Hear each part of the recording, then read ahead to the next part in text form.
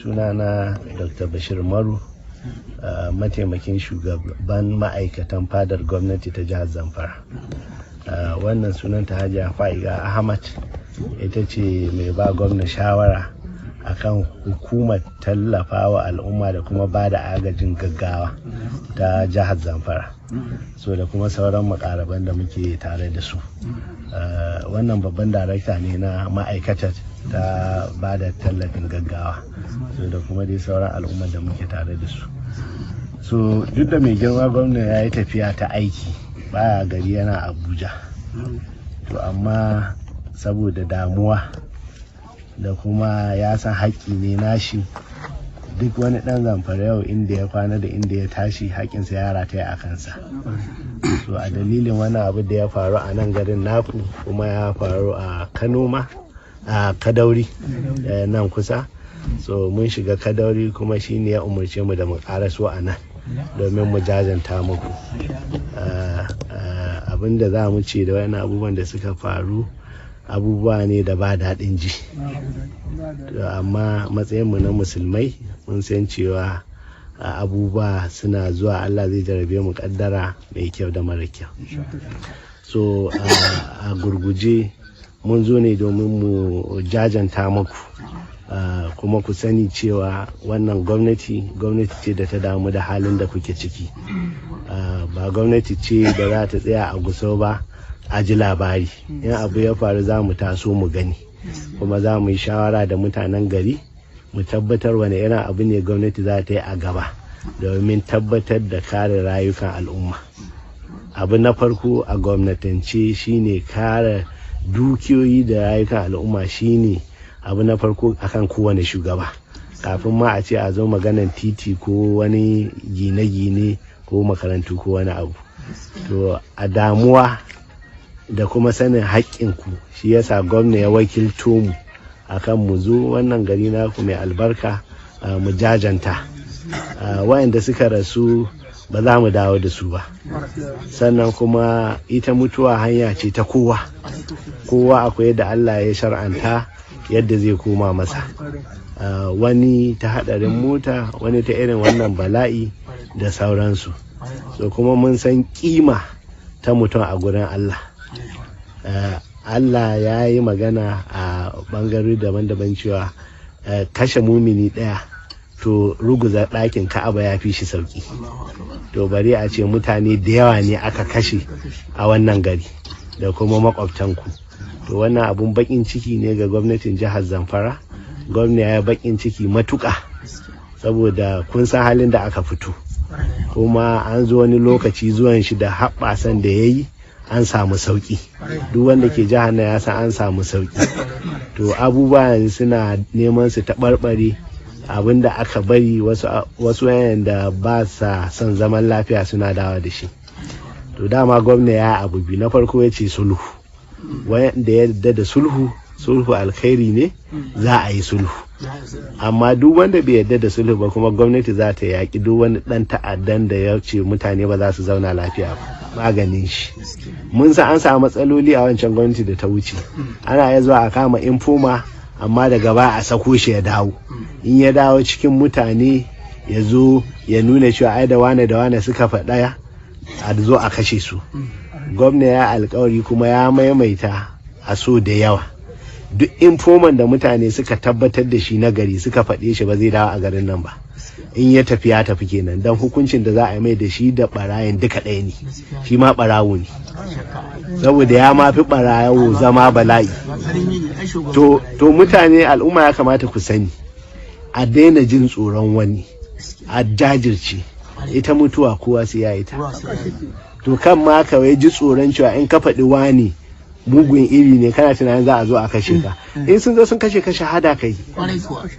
So in ka yi shahada me kake nema kuma?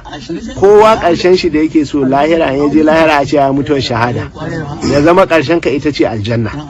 To in ka tona informa ya turo aka kashe ka shikenan, amma shi ma an kashe shi kuma mutane za su samu sauki a dalilin ka, gari ya zauna lafiya. To don haka shahada ce, kan wanda ya ƙara jin tsoron cewa wai in ya faɗi informa ko ɗan gidan waye ko ɗanka ne mugun iri ne ka bayyanar da shi, domin masifa ne ga al'umma.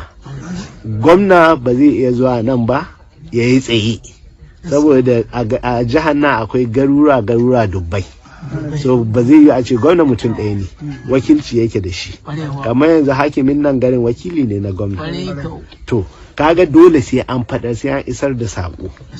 Wani lokaci tsoro da mutane ke nuna shi ke sa suna yadda suka ga dama. Ita rayuwar nan kowa yana da ita, su ma jini ke a jikinsu. So dole mutane su tashi su jajirce. Sannan kuma gwamna yana faɗa wani abu saboda mutane ku gane. Gwamna bai ce kan mutane su kare garuruwansu ba. Idan ɗan ta'adda ya zo muku a nan, in dai cikin garinku ya zo, kuna da haƙƙin kare kanku. Abinda gwamna ya hana shine mutane gari ku tashi ku je ku nemo fitina, a je wani gari wanda basu ji basu gani ba a tsokano su, ko kuma a zo kasuwa, mutum ya zo cin kasuwa kun san ba barawo bane, a kama shi a ce a kashe. Shine gwamna ya hana. Abinda gwamna ya hana, abinda da ake yi, in an je kasuwanni kila su fulani sun zo a kama su a kashe, basu ji basu gani ba. Amma dai gwamna bai hana duk barawan da ya shigo muku gari ya maku ta'addanci ba akan ku kare kanku. Bai yiwa ku yi zaune su zo su maku cin kashi ba ku ji ba ku gani ba. Duk wanda ya zo dan ta'adda, in kuna da yadda za ku kare kanku, gwamna ya amince ku kare kanku. Abin da ya hana shine ku tashi ku je ku tsokana a biyo ku gida. Kaga kana iya zuwa kai ka isko wani can wani guri ka kashe shi, yayo ebo mutane su zo nan kuma su kashe mutane da ya. Kaga ka ɗauki alhakin wanda ba su ji ba su gani. Amma dai in mutum ya zo nan cikin garinku akan ya kashe ku, kuna da haƙƙin ku kare kanku. Gwamnati ta aminta da wannan, amma dai tsokana gwamnati ke bata so. So don haka wannan abu da ya faru mun yi bakin ciki sosai, kuma gwamna ya bakin ciki matuƙa. So shi yasa ya turo mu ya ce mu zo mu jajanta muku. Baya gari, yana Abuja, ya tafi ziyara aiki. Amma dai ku sani cewa duk da baya na, lalle matuƙa ya damu da ku, kuma ya damu da halin da kuke ciki. Shi yasa ya turo mu akan mu zo mu wakilce shi, mu jajanta muku, kuma mu yi addu'a ma mamata. Allah Ubangiji ya gafarta musu, Allah ya sada su da rahama, Allah ya ci gaba da kare jahannan. Farko muna fara a madadin ni kaina, ma'aikata na da gaba ɗaya gwamnatin jihar Zamfara da al'ummar jihar Zamfara. Muna muku ta'aziyya na waɗannan bayan Allah da suka rasa rashi da mutum yayi.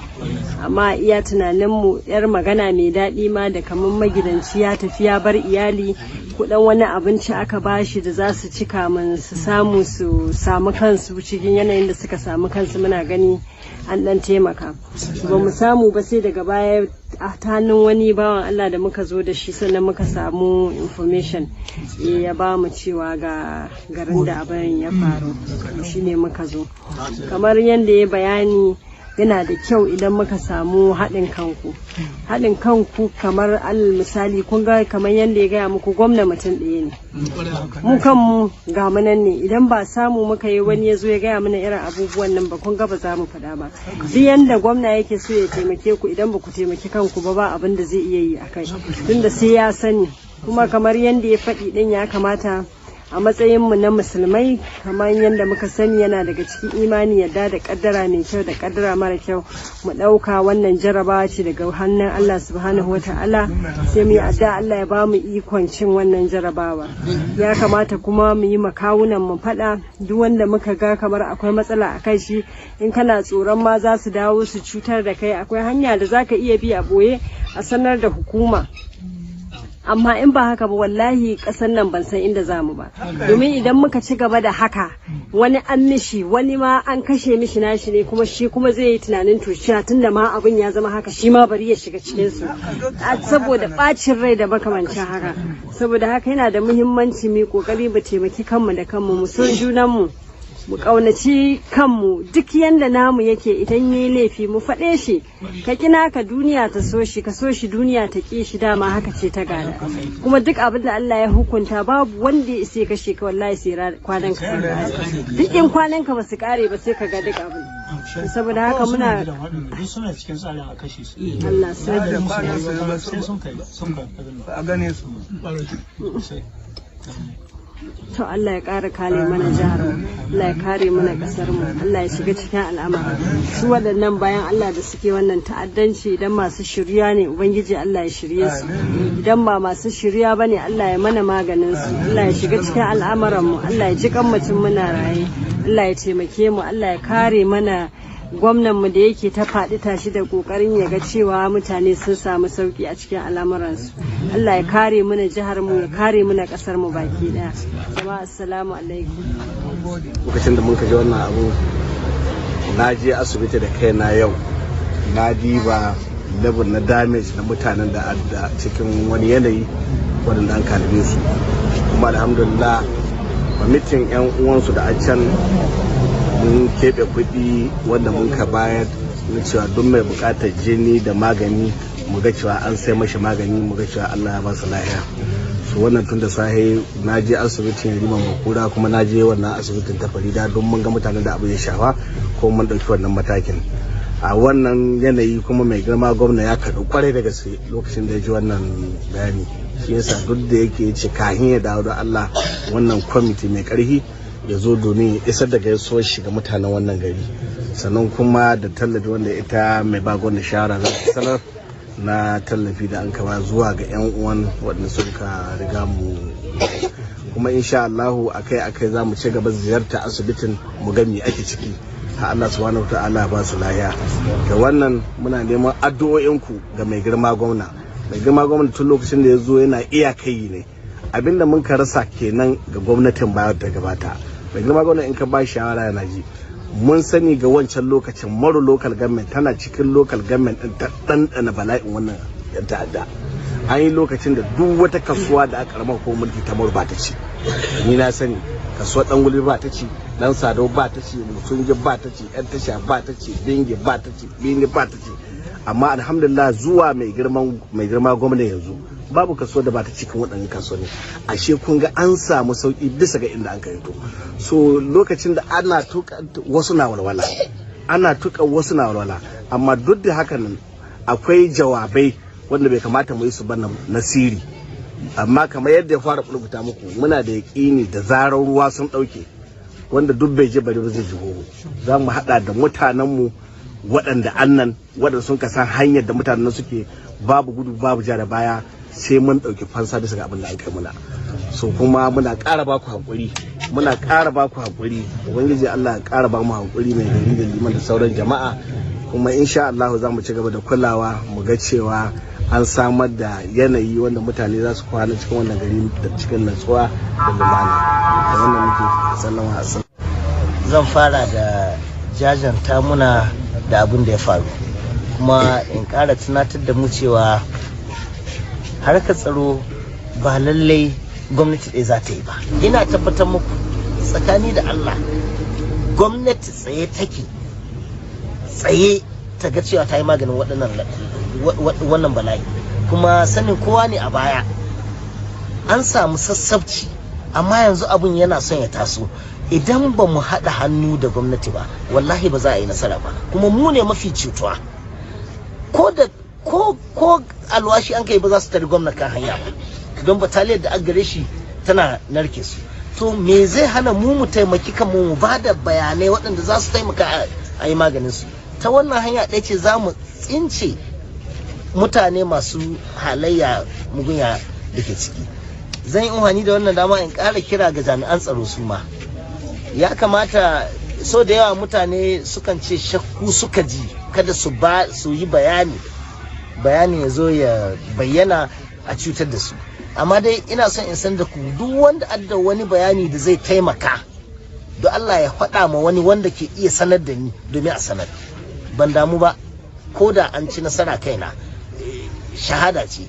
Waɗannan ba su taɓa komi ba, an kashe su, balle ni da adda haƙƙi na jagoranci. So babu wani abu, in dai kana da wani bayani wanda zai taimaka domin a kawo ƙarshen wannan abu, don Allah ku taimaka. Don na rasa rayuwata wurin taimako don ceto jama'a ta ba hasara ba ce.